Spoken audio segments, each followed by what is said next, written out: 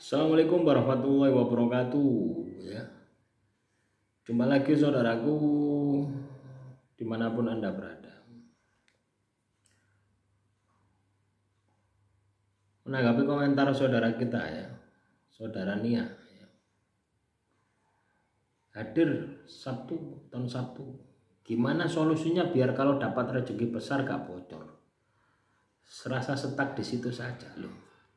Teman-teman weton Sabtu ya, kalau Anda dapat rezeki besar, terus pengeluarannya juga besar. Nah, Pak Boy gitu ya.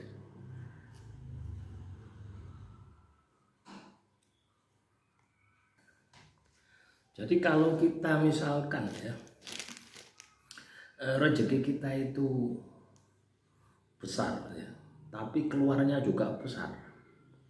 Itu banyak faktor ya. Yang pertama bisa jadi tidak halal, kebanyakan itu ya. Tidak halal ya. Misalnya ada unsur nipunya itu. Bisa juga ada unsur ribanya ya.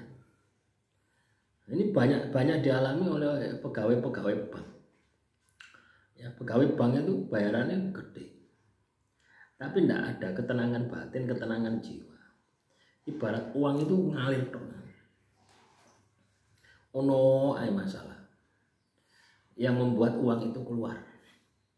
Loh iya teman-teman, saya ngomong semacam ini bukan berarti katanya ya, pernah ngalami sendiri ya. Akhirnya saya memutuskan ya, dulu pernah bekerja di perbankan ya. Itu pun bukan bagian debit kredit enggak ya, tapi bagian legal, bagian ngurus-ngurus karyawan itu, ngurus-ngurus perizinan buka cabang. Nah itu teman-teman, itu efeknya seperti itu. Uang itu wah, cepat sekali, dapat uang itu cepat mudah, tapi ya gitu, keluarnya juga mudah. Yo ibaratnya sama dengan orang penjudi gitu ya. Dapat uang banyak ya keluarnya lebih banyak. Nah, bisa jadi itu. Atau kalau misalkan oh itu halal misalkan ya, pekerjaanmu halal, tapi kok kenapa kok mudah keluar? Bisa jadi zakatnya tidak kamu pernah keluarkan ya. Jadi selama ini kamu bekerja ya, dapat uang, dapat gaji, tapi tidak pernah bayar zakat. Akhirnya apa yang terjadi? Ya keluar dengan sendirinya ya. Nah, jadi seperti itu. Tapi kalau misalkan itu katakanlah dari rezeki yang halal ya, berkah ya, walaupun katakanlah sedikit ya, itu iso nyantol lah ya. Ya iya teman-teman ya, iso nyantol lah ya. Karena apa? Ada keberkahan ya. Ini sudah saya buktikan ya di beberapa perusahaan ya. Waktu saya jadi HRD perusahaan apa itu, perusahaan fingerprint ya, perusahaan makanan ringan itu gajinya itu jauh dari perbankan gitu ya, ibarat bumi dan langit itu. Tapi ya gitu, saya herannya itu kenapa kok nyantol gitu ya. Ya, ibarat saya bekerja di perbankan enggak bisa beli motor, enggak bisa, tapi kenapa kok di perusahaan-perusahaan yang katakanlah gajinya jauh di bawah itu malah bisa nyantol. Nah itu biasanya seperti itu. Jadi kalau teman-teman weton Sabtu ya, Anda bekerja terus pengeluaran Anda lebih banyak daripada hasilnya, ya bisa jadi seperti itu. Segera pindah pekerjaan loh ya, supaya penuh dengan keberkahan. Loh ya teman-teman ya, walaupun sedikit itu ibarat itu Ya apa ya? Dipangan itu ndak entek gitu loh teman-teman ya. Ono gitu loh ya.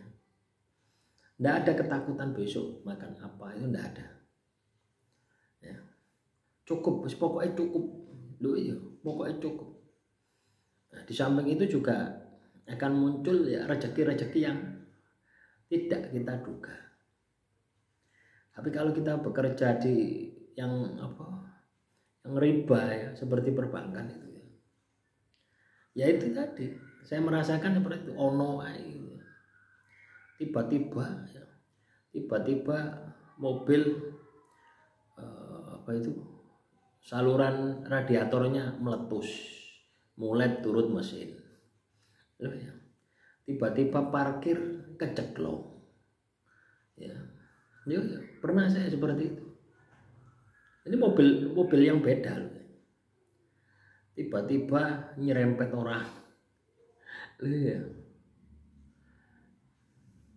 Tiba-tiba pokoknya ono masalah itu muncul. Ya. Sehingga yang pendapatan kita katakanlah besar ya. Pendapatan kita yang katakanlah besar itu pada akhirnya tidak ada keberkahan. Ono ibarat itu tidur itu tidak nyenyak. Walaupun uang berlebihan, tapi tidur tidak nyenyak. Ono rasa.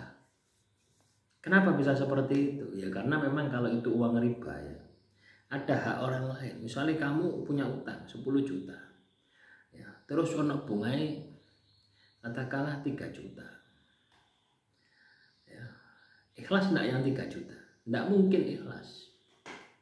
10 jutanya ikhlas, tapi 3 jutanya enggak ikhlas. Lah 3 ikhlas tadi itu akan menjadi sumbatan, akan menjadi masalah bagi diri kita. Ya kembalikan kepada diri kita. Misalnya kita punya angsuran sepeda motor, ya mungkin pada waktu sekali, 2 kali, 3 kali enggak kerasa. Tapi kalau sudah 10 kali kita mengangsur, waduh rek angsur aku ndak entek-entek, ya, munculnya kan sambat. Nah itulah ribanya itu di situ. Ada perasaan ndak ridho. Lah terus Anda mendapatkan uang dari orang yang ndak ridho. Kalau itu riba ya. Kalau itu menipu, misalnya Anda jualan HP pasarannya 1 juta, botol 2 juta. Ya, yang 1 juta. Yang 1 juta itu abu-abu. Itu juga bisa menjadi masalah bagi diri. Ya ini soal percaya atau tidak percaya ya teman-teman ya.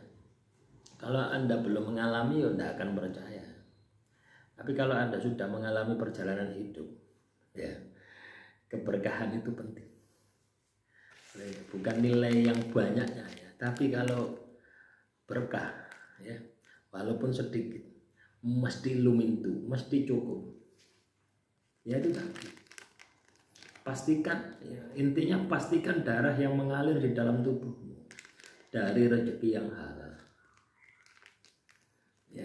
Nah itu makanya ada zakat itu kan seperti itu ya, untuk membersihkan sesuatu ya.